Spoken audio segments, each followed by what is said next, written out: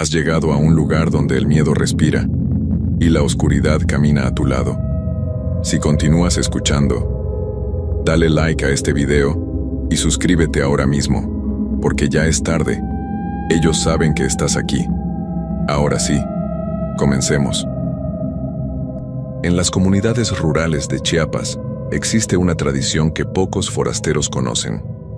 Cuando una familia está desesperada, cuando ha agotado todas las opciones, puede ir con ciertos curanderos que practican algo más antiguo que la medicina moderna o incluso que las curaciones tradicionales reconocidas. Estos curanderos trabajan con fuerzas que no tienen nombre en español, fuerzas que existían antes de la conquista, antes del cristianismo, antes incluso de los dioses mayas que la historia reconoce. Y estas fuerzas pueden conceder milagros.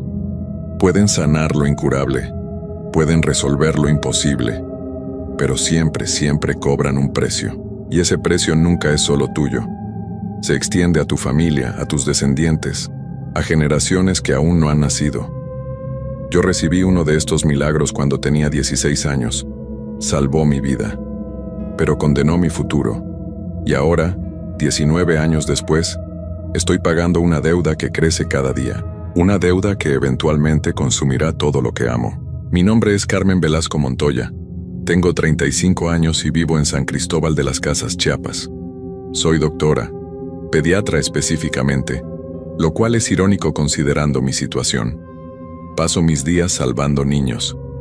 Pero el niño que más necesito salvar es el que nunca podré tocar. El que existe solo en las sombras de mi vida. El que nació de una deuda que mi familia contrajo hace casi 2 décadas. Esta es la historia de cómo un milagro se convirtió en la maldición más terrible que puedo imaginar. Y cómo cada día que vivo me acerca más al momento donde tendré que pagar lo que se debe. Todo comenzó cuando tenía 16 años. Vivía en un pueblo pequeño cerca de Comitán con mis padres y mi hermana menor, Lucía. Éramos una familia normal, trabajadora, sin muchos recursos pero felices. Mi padre era campesino. Mi madre vendía tortillas en el mercado. Yo estudiaba la preparatoria soñando con algún día ir a la universidad. En octubre de ese año empecé a sentirme mal. Primero fue solo cansancio, luego dolores de cabeza constantes, luego fiebres que iban y venían sin razón aparente. Mis padres me llevaron con el doctor del pueblo. Él hizo algunos estudios básicos y me mandó a un hospital en Comitán para análisis más completos. Los resultados fueron devastadores. Tenía leucemia, cáncer en la sangre, y estaba avanzada. El doctor en el hospital fue directo con mis padres. Sin tratamiento agresivo, me quedaban tal vez 6 meses de vida. Con tratamiento, quizá podríamos extender eso a un par de años, pero el tratamiento era carísimo. Quimioterapia, hospitalizaciones, medicamentos. Mis padres no tenían ese dinero. Ni cerca. Intentaron todo. Pidieron préstamos que nadie les dio. Organizaron rifas y colectas en el pueblo que apenas reunieron suficiente para una sesión de quimioterapia. Vendieron todo lo que tenían de valor. Pero no era suficiente. Nunca sería suficiente. Yo podía ver la desesperación consumiéndolos. Mi madre lloraba en secreto pensando que no la escuchaba. Mi padre se veía 10 años más viejo en cuestión de semanas. Lucía, que tenía solo 12 años, no entendía completamente lo que pasaba, pero sabía que su hermana mayor se estaba muriendo. Después de 2 meses de intentar sin éxito conseguir el dinero para mi tratamiento, mi abuela materna vino a visitarnos. Era una mujer tradicional que vivía en las montañas, en una comunidad todavía más aislada que nuestro pueblo. Cuando vio mi condición, cuando escuchó sobre mi diagnóstico, su expresión se volvió seria. «Hay otra forma», le dijo a mi madre esa noche. Yo estaba supuesta a estar dormida, pero escuché la conversación desde mi habitación. «¿Qué otra forma?», preguntó mi mamá. «Los doctores dicen que sin quimioterapia no hay esperanza. Los doctores no conocen todos los caminos de sanación. Hay poderes más antiguos, más fuertes, poderes que pueden curar lo que la medicina moderna no puede». «Mamá, no me hables de brujerías. Mi hija necesita medicina real». «¿Y dónde está esa medicina real? ¿Dónde está el dinero para pagarla? Llevas 2 meses intentando y Carmen solo empeora». Puedo ver que su tiempo se acaba. Si quieres salvarla, tienes que considerar otras opciones. Hubo un silencio largo. Luego escuché a mi mamá llorar. ¿Qué tendríamos que hacer? Hay un curandero en mi comunidad, don Mateo. Él trabaja con fuerzas muy antiguas. Ha curado enfermedades que los doctores declararon incurables. Puede salvar a Carmen, pero su ayuda tiene un costo. Pagaremos lo que sea, venderemos la casa si es necesario. No es dinero lo que cobra, hija, es otra cosa. Pero antes de que te asustes, escúchame. Carmen va a vivir, va a sanar completamente, va a tener la vida que merece. Eso es lo importante. El precio, bueno, ese se paga después, mucho después, y hay formas de manejarlo. No entendí completamente de qué hablaban esa noche, pero una semana después, mis padres me llevaron a la comunidad de mi abuela. El viaje fue largo, por caminos de tierra que apenas eran transitables. Llegamos a un pueblo tan pequeño que ni siquiera tenía nombre oficial, solo un puñado de casas dispersas en las montañas. Mi abuela nos llevó a una casa apartada del resto. Era tradicional, hecha de adobe con techo de lámina. Adentro, el aire olía a hierbas y humo de copal. Un hombre mayor, probablemente de 70 años, estaba sentado en una silla de madera. Sus ojos eran sorprendentemente brillantes para alguien de su edad. «Esta es Carmen», dijo mi abuela, «la que te mencioné». Don Mateo me miró largo rato. No solo me miró. Sentí como si estuviera viendo a través de mí. Como si pudiera ver la enfermedad creciendo en mi sangre. «Sí», dijo finalmente, «puedo salvarla, pero primero necesito que la familia entienda completamente lo que están pidiendo». Mis padres asintieron con ansias. «Lo que sea, solo sálvela. No es tan simple. Lo que voy a hacer no es una curación normal. Voy a invocar fuerzas que existen fuera del orden natural. Voy a pedirles un favor, un milagro. Y las fuerzas así siempre cobran por sus milagros». «¿Cuánto?», preguntó mi padre. «No dinero. Ellos no tienen uso para dinero humano. Lo que quieren es balance. Carmen va a vivir una vida que no debería vivir. La enfermedad debería llevársela en meses. Pero si hago esto, vivirá décadas. Esos años extra, esa vida robada a la muerte, tiene que ser compensada». «¿Cómo?», don Mateo dudó. «Cuando Carmen tenga su primer hijo, ese niño pertenecerá a las fuerzas que la salvaron. Será reclamado por ellas». El silencio que siguió fue absoluto. Finalmente mi madre habló con voz temblorosa. «¿Qué significa reclamado? El niño nacerá normal, pero gradualmente, conforme crezca, será llamado. Las fuerzas lo tomarán para su propósito. No puedo decirte exactamente qué forma tomará eso, porque cada caso es diferente. Pero el niño no vivirá una vida normal humana. Pertenecerá a otro mundo». «Eso es horrible», susurró mi mamá. «Estás pidiendo que sacrifiquemos un nieto futuro para salvar a nuestra hija». «No lo estoy pidiendo yo, las fuerzas lo piden. Yo solo soy el intermediario. Y sí, es horrible. Es una elección terrible, pero es la única opción que tienen si quieren que Carmen viva». Mis padres me miraron. Yo estaba sentada en una silla débil, pálida, obviamente enferma. En ese momento tuve un ataque de tos que dejó sangre en mi pañuelo. La evidencia de cuán poco tiempo me quedaba. «No tenemos opción», dijo mi padre con voz rota. «Aceptamos los términos». «Esperen», intervine con voz débil. «Yo tengo que aceptar también. Es mi vida, y será mi hijo. No pueden decidir esto sin mí». Don Mateo asintió. «Ella tiene razón. La persona que recibe el milagro debe aceptar el precio conscientemente». Me miraron con desesperación. Mi mamá tomó mis manos. «Carmen, mija, eres tan joven. Ni siquiera estás pensando en tener hijos todavía. Eso es para el futuro lejano, décadas de distancia. Para entonces encontraremos otra solución. Pero ahora mismo necesitamos salvarte». Tenía 16 años. La idea de tener hijos era abstracta, irreal. Algo que tal vez pasaría algún día, pero que no podía imaginar concretamente. Y lo que podía imaginar muy concretamente era morirme en los próximos meses. Sentir mi cuerpo deteriorarse. Dejar a mi familia. Perder toda oportunidad de vivir. Acepto, dije. Salven mi vida, ya me preocuparé por el resto después. Don Mateo asintió gravemente. Entonces prepararé el ritual. Pero quiero que sepas, Carmen, que este precio es absoluto. No hay forma de evitarlo una vez que aceptas el milagro. Puedes intentar no tener hijos, pero el destino tiene formas de asegurar que las deudas se paguen. Y si intentas escapar, las consecuencias serán peores. Entiendo. No entendía. No realmente. Pero estaba desesperada por vivir. El ritual tomó 3 días. Don Mateo me hizo beber infusiones de hierbas que sabían amargo. Me bañó en aguas que había recolectado de lugares específicos en las montañas. Rezó en una lengua que no reconocí. Quemó copal constantemente. Y cada noche realizaba ceremonias donde llamaba a fuerzas que no podía ver pero que podía sentir. Durante esas 3 noches tuve sueños extraños.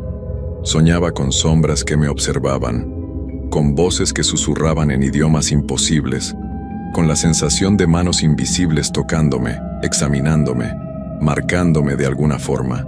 El tercer día, algo cambió. Desperté sintiéndome diferente, más fuerte. El dolor constante que había vivido durante meses se había ido. Podía respirar profundamente sin toser.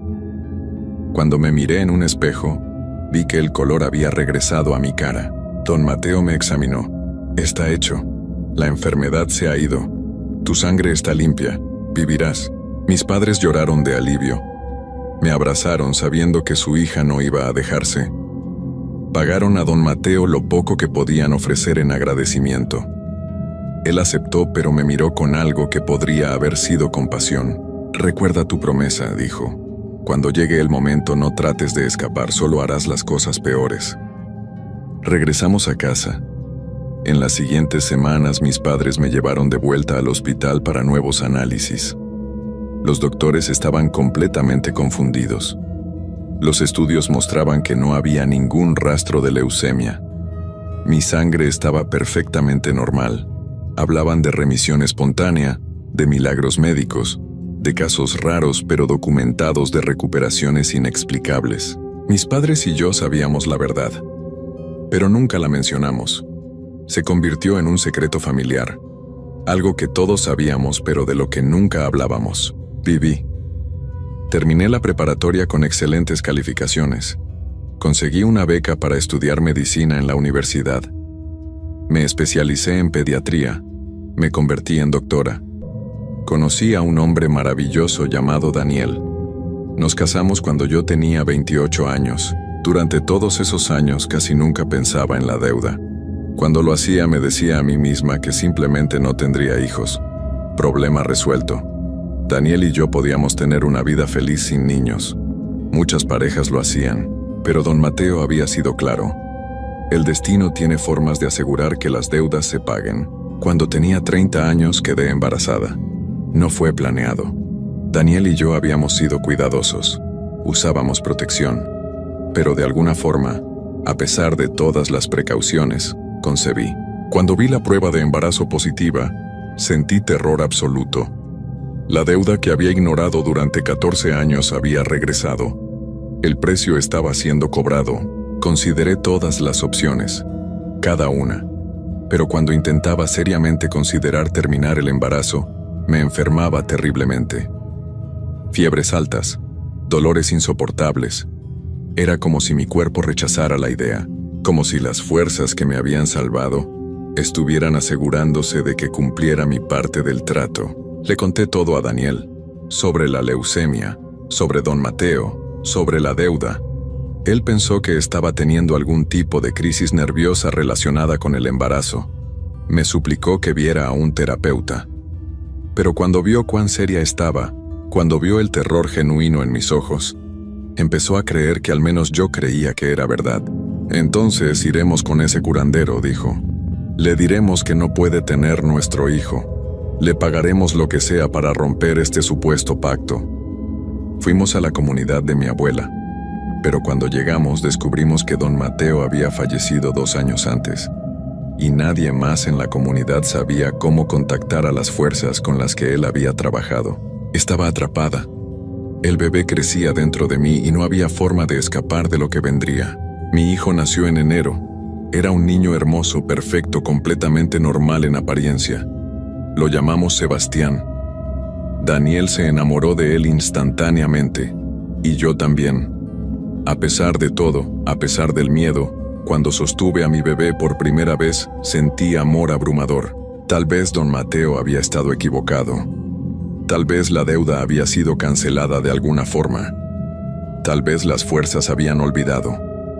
Durante los primeros 6 meses de vida de Sebastián, todo parecía completamente normal.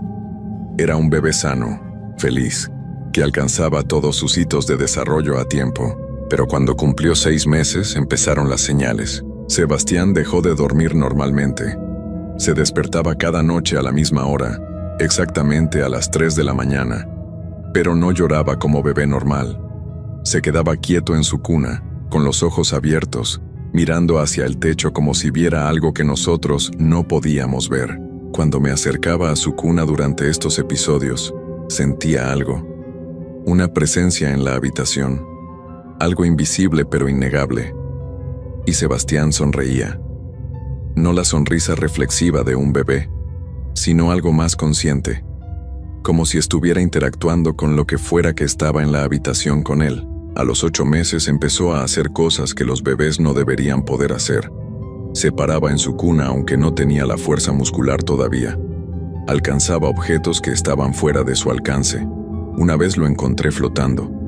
Literalmente flotando unos centímetros sobre su cuna. Cuando me vio, cayó suavemente de vuelta al colchón. Daniel finalmente lo vio también. Ya no podía negar que algo extraordinario estaba pasando. Consultamos con doctores que no encontraron nada médicamente anormal, pero todos se sentían incómodos alrededor de Sebastián. Podían sentir que había algo diferente en él aunque no podían identificar qué. Al año de edad, Sebastián no balbuceaba sonidos de bebé. Hablaba, no palabras infantiles. Hablaba con claridad en un idioma que no reconocíamos. Daniel grabó uno de estos episodios y lo llevó con profesores de lingüística en la universidad. Ninguno pudo identificar el idioma. Uno dijo que sonaba como lenguas muertas mesoamericanas, pero con estructura que no correspondía a nada documentado. Y las sombras. Siempre había sombras alrededor de Sebastián. Sombras que se movían independientemente de la luz. Sombras con formas que sugerían figuras observando. Figuras esperando. Cuando Sebastián tenía 1 año y medio, pasó algo que me hizo confrontar completamente la realidad de lo que estaba sucediendo. Estábamos en el parque. Sebastián estaba jugando en el área de juegos cuando otro niño lo empujó. El niño que lo empujó inmediatamente empezó a gritar. Cayó al suelo convulsionando. Los paramédicos llegaron pero no pudieron encontrar nada mal con él. Sin embargo, el niño quedó traumatizado. Desarrolló miedo patológico a estar cerca de otros niños. Sus padres eventualmente tuvieron que mudarse a otra ciudad porque el niño no podía funcionar normalmente. Sabía que Sebastián había hecho algo, no sé cómo, pero había castigado al niño que lo había lastimado. Y eso me aterró, porque significaba que mi hijo, mi bebé, tenía poder que no entendía ni podía controlar. Poder que venía de las fuerzas que lo habían reclamado. Le supliqué a mi abuela que me ayudara a encontrar otro curandero. Alguien que pudiera romper la conexión entre Sebastián y las entidades que lo habían reclamado. Ella me llevó con varios. Todos dijeron lo mismo. No podían ayudar. El pacto había sido hecho con fuerzas demasiado antiguas, demasiado poderosas. Una vez que reclamaban algo, no lo soltaban. Tu hijo no es completamente tuyo, me dijo uno de los curanderos. Parte de él pertenece a otro mundo. Conforme crezca, esa parte se volverá dominante. Eventualmente, dejará este mundo completamente. Será tomado por las fuerzas que pagaron por su existencia. ¿Cuándo? Pregunté con lágrimas corriendo por mi cara. No lo sé. Puede ser años, puede ser décadas, pero sucederá. Es inevitable. Sebastián tiene ahora 5 años. Para el mundo exterior es un niño relativamente normal. Va al preescolar, tiene amigos, juega con juguetes, pero hay momentos donde puedo ver lo otro en él. Momentos donde sus ojos se vuelven completamente negros, donde habla en esas lenguas imposibles. donde las sombras a su alrededor se mueven con intención propia, y cada año los episodios se vuelven más frecuentes, más intensos. Puedo sentir que las fuerzas tiran de él más fuerte, que se acerca el día donde lo reclamarán completamente. Daniel está destrozado. Nuestro matrimonio está tenso hasta el punto de ruptura. Él me culpa aunque nunca lo dice directamente. Y tiene razón en culparme. Yo hice el pacto, yo acepté los términos. Y nuestro hijo está pagando el precio. He intentado todo para romper la conexión. He llevado a Sebastián con sacerdotes católicos que han intentado exorcismos, con curanderos tradicionales que han hecho limpias, con médicos modernos que lo han examinado exhaustivamente. Nada funciona. Nada puede tocar lo que las fuerzas antiguas han reclamado. Y lo peor de todo es que Sebastián está consciente de lo que está pasando. Sebastián sabe que es diferente. A los 5 años, tiene una conciencia de su situación que ningún niño debería tener. Me ha hecho preguntas que rompen mi corazón. Mami, ¿por qué las sombras me hablan? Mami, ¿por qué los otros niños no pueden ver a los señores que me visitan por la noche? Mami, ¿cuándo voy a tener que irme con ellos? Esa última pregunta me la hizo hace 3 meses. Estábamos acostados en su cama antes de dormir. Lo dijo con una calma terrible, como si estuviera preguntando sobre el clima. ¿Irte con quién, mi amor? Pregunté aunque sabía exactamente a qué se refería.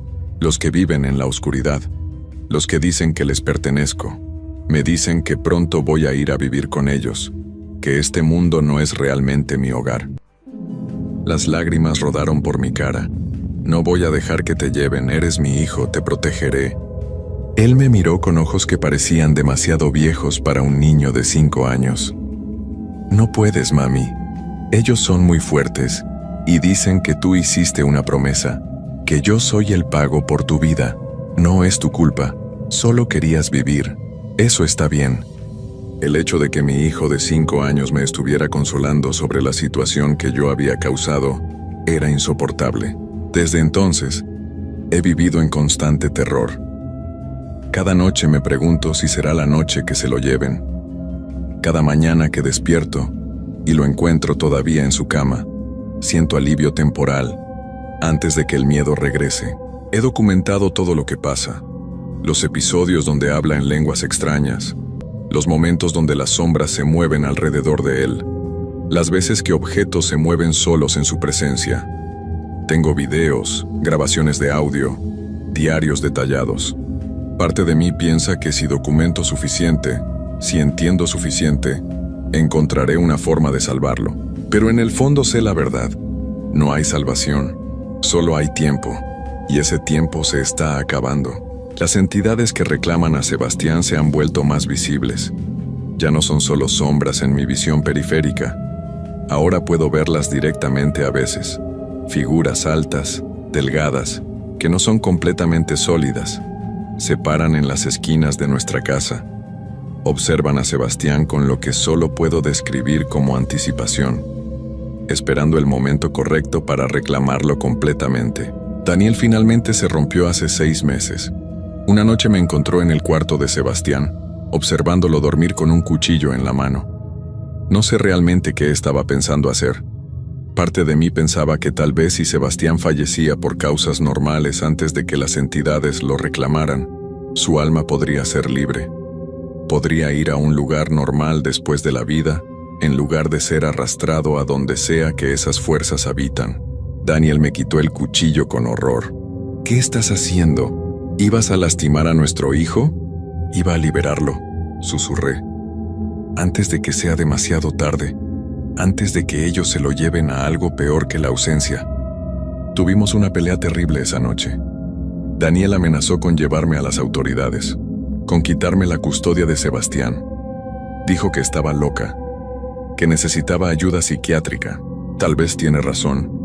He considerado seriamente que todo esto podría ser una elaborada delusión, que la leucemia, el curandero, todo podría ser falsos recuerdos implantados por alguna enfermedad mental, que Sebastián es un niño completamente normal, y yo estoy proyectando mi culpa y mi locura sobre él. Pero entonces pasan cosas que no puedo explicar como delusión, como la vez que Sebastián, enojado porque no le dejé comer dulces antes de la cena, hizo que todos los vidrios de nuestra casa se agrietaran simultáneamente. O cuando el perro del vecino, que siempre había sido amigable, atacó a alguien que había sido grosero con Sebastián en el parque. Y luego ese perro simplemente desapareció esa noche. Estas cosas son reales, están documentadas. Otras personas las han visto. No pueden ser solo mi imaginación. Daniel y yo nos separamos. Él se mudó hace 3 meses.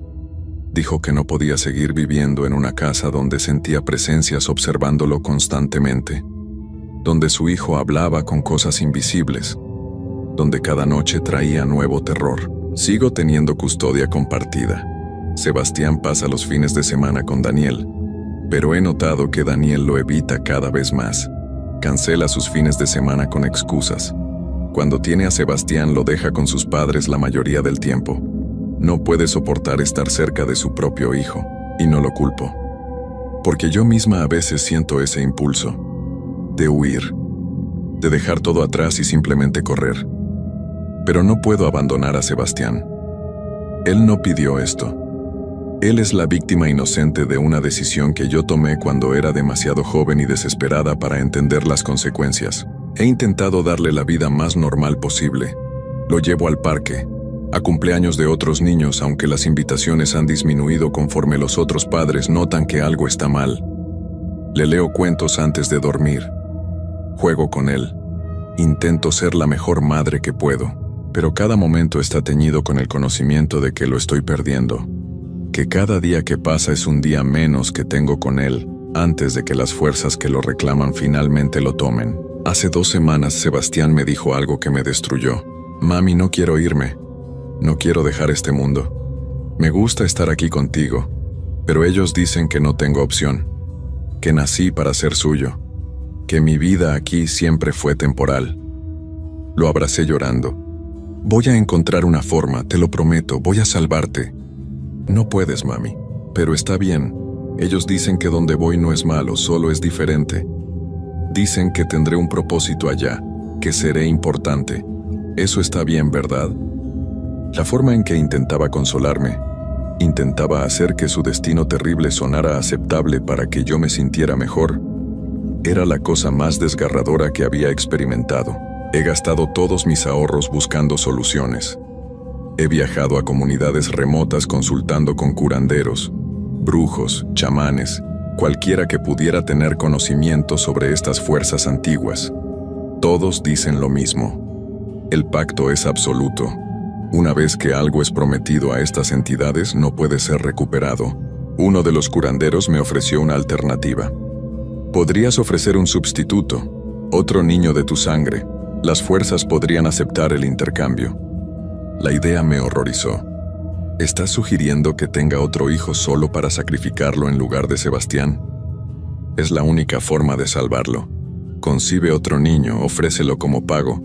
Sebastián podría ser libre. Salí de esa consulta sintiéndome enferma. Nunca podría hacer eso. Nunca condenaría conscientemente a otro niño para salvar al primero. Sería repetir el error que mis padres y yo hicimos, pasando la maldición a la siguiente generación. Pero en mis momentos más oscuros, cuando veo a Sebastián hablar con las sombras, cuando lo veo alejarse gradualmente del mundo humano, considero esa horrible opción. ¿Sería mejor salvar a un hijo condenando a otro?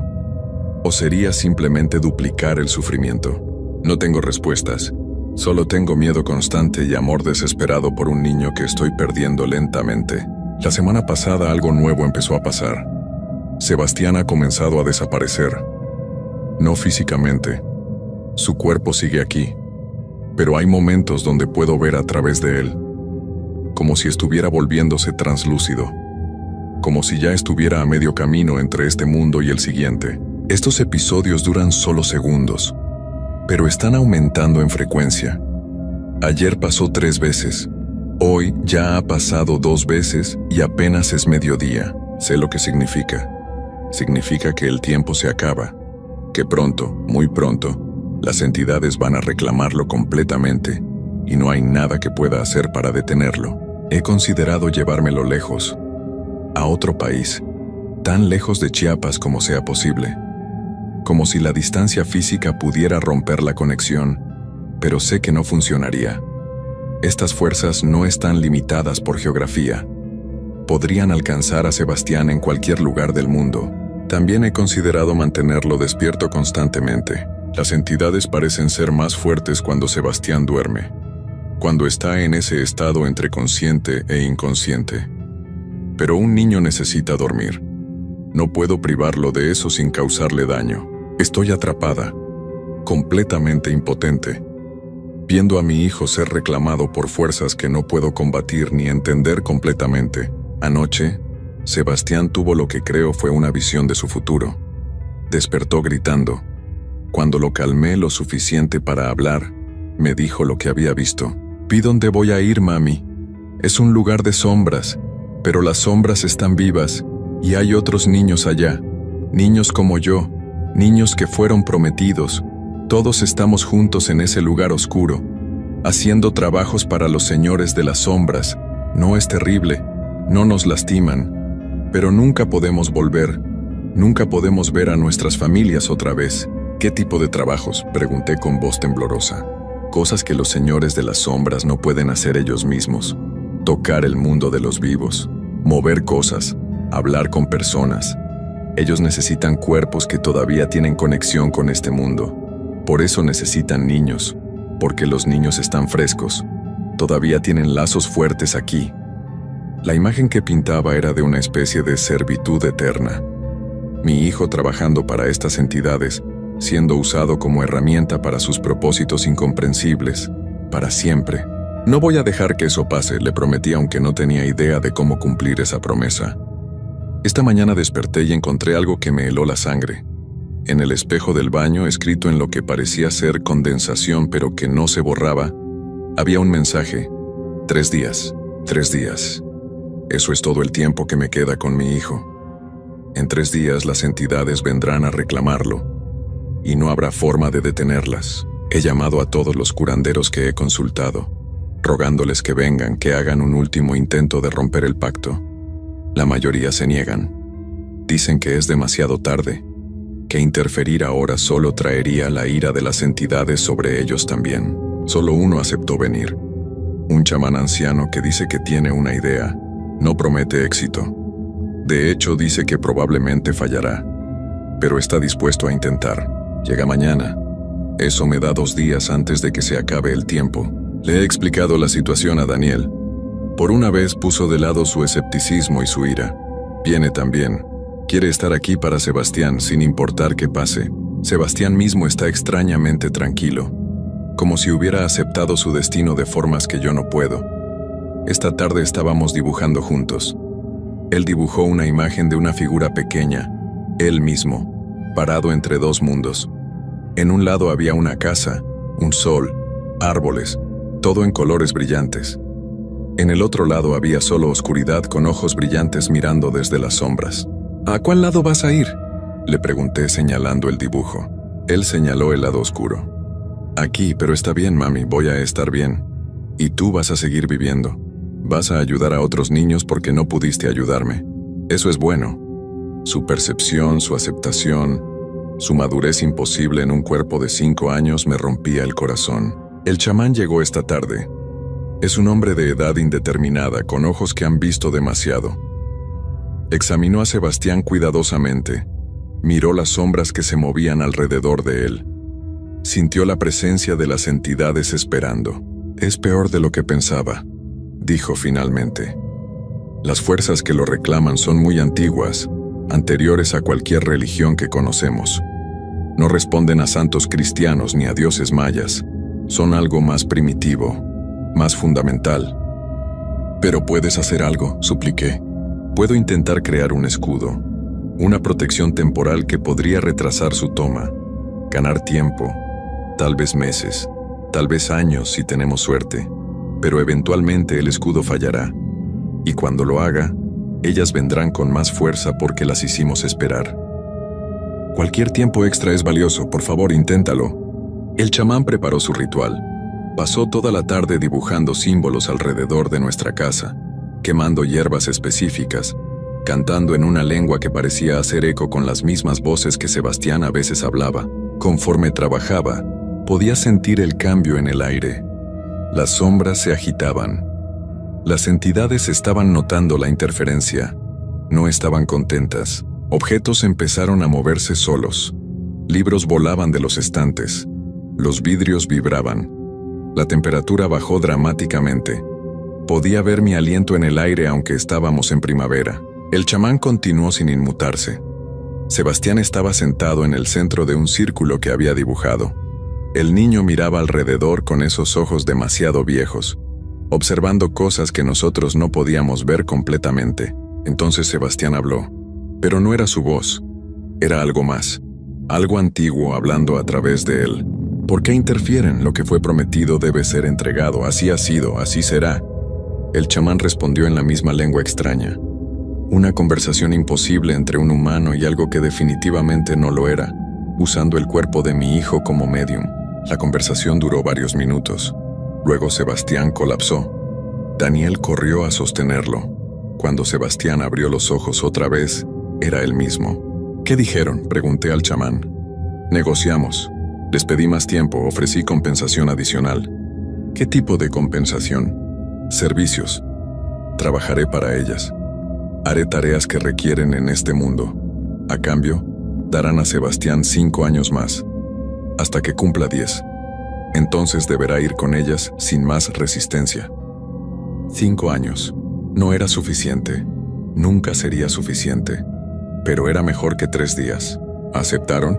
Sí, pero con condición. Después de estos 5 años, si intentan interferir otra vez, tomarán a Sebastián inmediatamente. Y tomarán a alguien más también. Alguien que tú amas. Como castigo por la resistencia continua. Era una amenaza clara. Tenía 5 años más con mi hijo. Pero después de eso tendría que dejarlo ir, o arriesgarme a perder a alguien más. El chamán terminó su ritual y se fue. Rechazó pago. Dijo que ya había pagado al aceptar trabajar para las entidades. Daniel se quedó esa noche. Los 3 dormimos juntos en la sala, con Sebastián entre nosotros. Era la primera noche en meses donde todos dormíamos tranquilos. Las sombras se habían retirado. Las entidades habían aceptado esperar, pero todos sabíamos que era temporal. Una pausa, no una solución. Ahora tengo 5 años. 5 años para amar a mi hijo, para crear memorias con él, para darle la mejor vida posible antes de que sea arrancado de este mundo. También tengo 5 años para intentar encontrar una solución permanente, aunque cada curandero que he consultado dice que no existe.